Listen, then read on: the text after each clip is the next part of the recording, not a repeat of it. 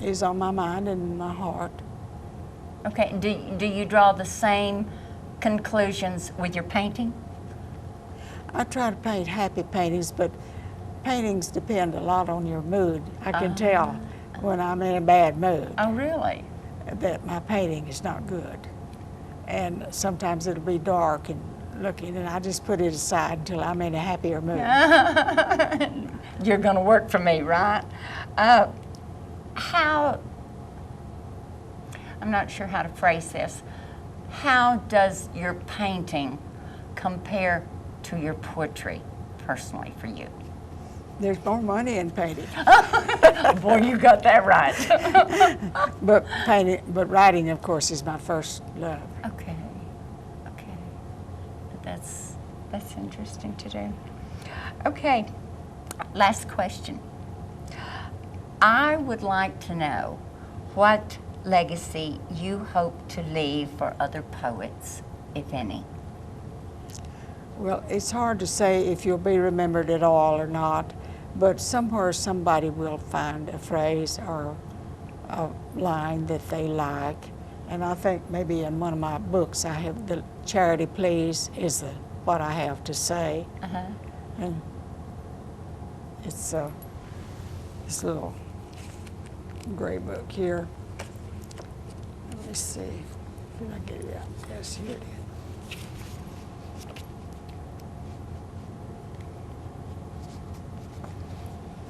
If you'd like, I'd Oh, read. please do. Charity Please, and someone has told me they want this read at their funeral. Oh. When I hang up my harp upon the willow tree of life, and wreaths across my braid are dried and blown away, look upon our Creator's work, the sky with mystery of stars. Let the wind caress your face, walk beneath the trees, hear birds and touch the roses. If you enjoy the gift of wonder, that will be enough for me. Perhaps you may read something I have written and find the words uplifting on a dark and tragic day. Some kindly deed may be a treasure in your memory. For blunders I committed, and from those I offended, I ask a bit of charity. Oh, how special. We was talking early on about the 11 books, and I know that this one just come to mind. You published a little how-to book about forms, did you not? Writing that certain poem. And I know you did. It's gone through the 3rd edition. Well, and I know you did that because I had a copy. And apparently I must have given it away to somebody that needed one word. I want another one. Okay, if you publish again, I want another one. Well, I brought some with me, and I'll give you one. Oh, wonderful. Thank you. But I'm going to have to put another edition out. But someone told me, I took some to a meeting, I believe, over at Canton, and the man said, well, you sold some of those, but he said, I don't know why you did. He said, I thought everybody in Texas had one. How special, how special. Well, maybe so, but I run into apparently someone who didn't say and gave mine away. I have been visiting with my dear poet friend, Roberta Bowman of Haltom City. We are now going to have the pleasure of hearing the poetry of this award-winning author.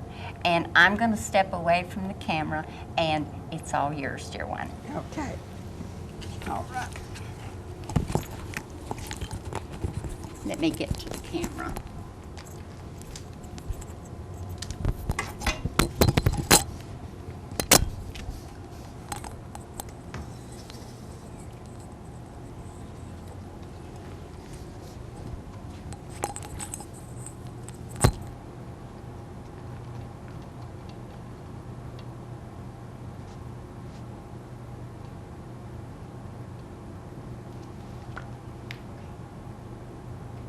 All right. I'm reading from Wind Be Still, and these, I suppose, are some of my best poems.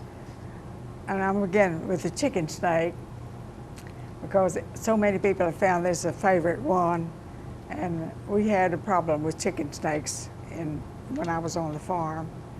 I learned to hate The day I saw you wrap your scaly self around the corner post and crush 5 bulges down your back. While I was napping, old serpent, you slithered havoc. It meant that we would starve again on water gravy. And to end my vengeance seized and sought a means to end your and smiling grimly headed toward the chicken nest with a strange white egg of hard revenge. And then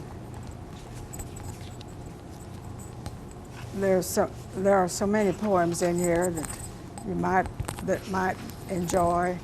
Well, I like this one about Grandma, because those were in the days when women had little to do with the business part, you know, transportation. This is when Grandma drove. The spring was prodding summer on when Grandma made her choice. She climbed aboard the shiny Ford. Today I'll drive this thing or else. Her jaw was set, her lips grew thin. She firmly grasped the steering wheel. Crank it up, the Queen commanded. The startled men obeyed. Confused, they shouted out some good advice. Give it more gas, the engine coughed. Cut the spark and let it go. The motor sang its chug-a-chug. Wheels went turning, rolling on. Fenders waved like raven wings. Dust puffed up, chickens squawked, horses bolted, and cattle darted off. Grandma proudly steered her car along the narrow road at 20 miles per hour instead of clopping on at 5 or 6. Her woman's world was speeded up and changed forevermore. And during the Depression, many changes came about. There came about the relief, and there was much help. And we finally had to sign up for the relief. We couldn't make it in the drought. It's dry harvest in 1934. You walked along the cotton rows, spindly stalks in powdered soil, dying corn, and said, "It is an evil time when nothing grows." I've borne hard years, but never this, mocking sky, convulsing clouds, whipping out swift lightning bolts, peppery dust of grinding hiss, to choke and stifle each frail blade. Gaunt cattle milled, the wind moaned, solemn wails across the board. You saw all hope of forest fail. The wife and children dared not speak. You sagged into a riggy chair. Our neighbors left and went out west.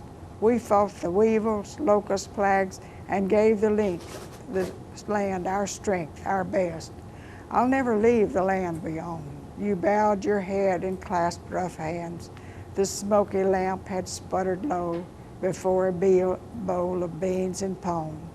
Tomorrow I'll go to the county seat. You spoke with hollow tone of death. We never begged, we always worked. I'll sign the papers, admit defeat. Relief, I hate that biting word. Government aid, it pays out cash to shoot the cattle. Plow up cotton, hard work has failed. Who's to blame? What's left are fields of worthless duff and a crawl that's chock full of shame. And it was a shameful time that and then when I went to the city and I didn't learn to drive at home, but I was afraid of driving then on those old cars. But when I went to business school, she said Old Underwood was the name of this one. It's just like driving, the typing teacher said.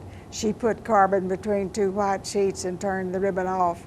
All keys were blank. The practice book, my only source, would guide my touch. Beginning there with Y and U, I dropped to H and J with plodding stroke. Each page I typed, the teacher marked with C. I agreed for A until a friend complained it made complete.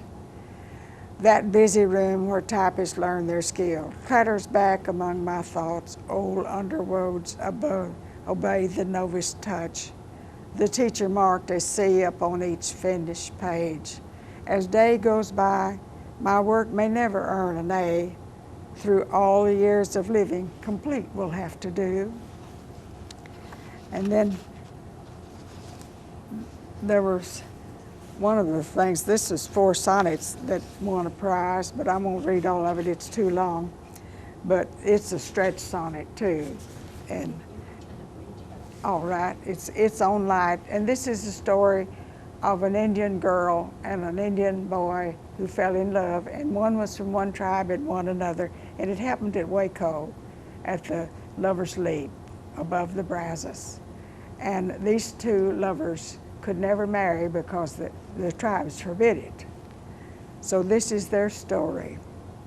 Upon this crag above the river sweep, a long green valley span, and squared off farms, I stand where Indian lovers stood to keep their fatal pledge of hopeless love.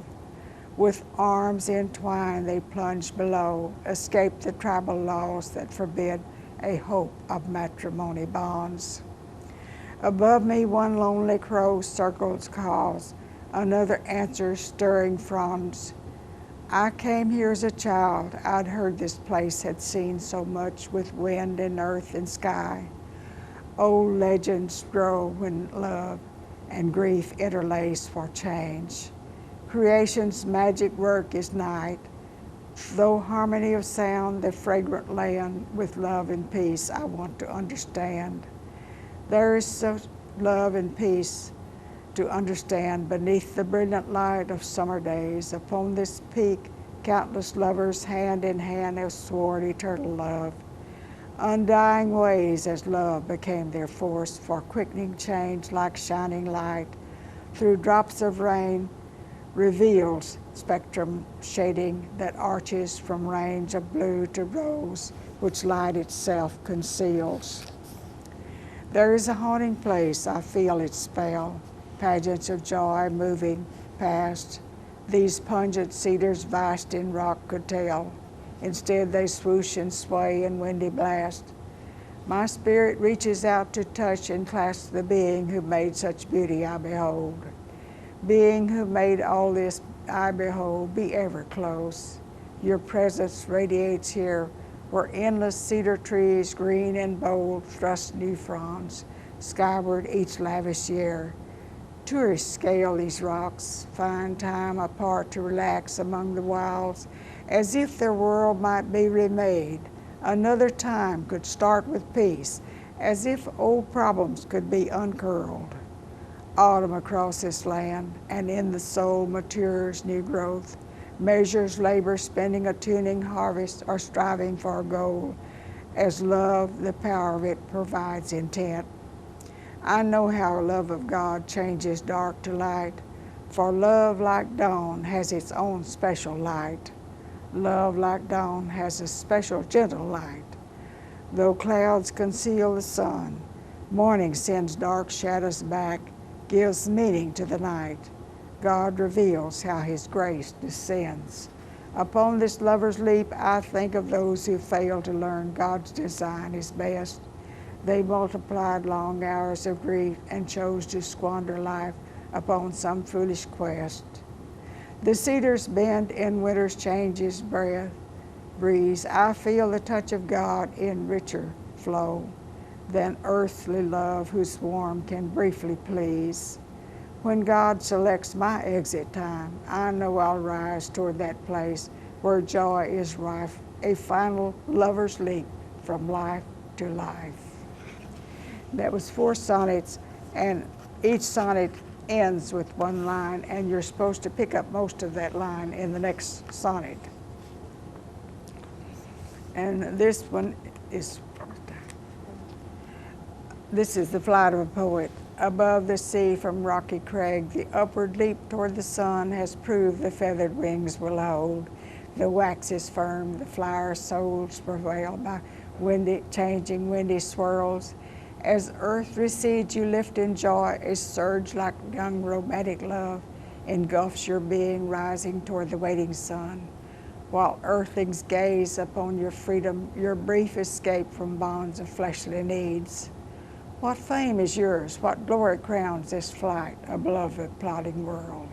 Higher, higher wings and wind, thrust your artist being near that blazing sun, and wax begins to ooze along the feathered span as time subdues the viral youth. Gifted tongue, words, and song spin beneath a cowling sun, while down below the ocean spray throws a welcome splash and snuffs the breath that breathes of freedom's air. Blue, waveless scribble, foamy lines in signature upon the sand. Then deep beneath the sea of time, you with your exotic glimpse that only heaven's own may see, await a joyful trumpet sound.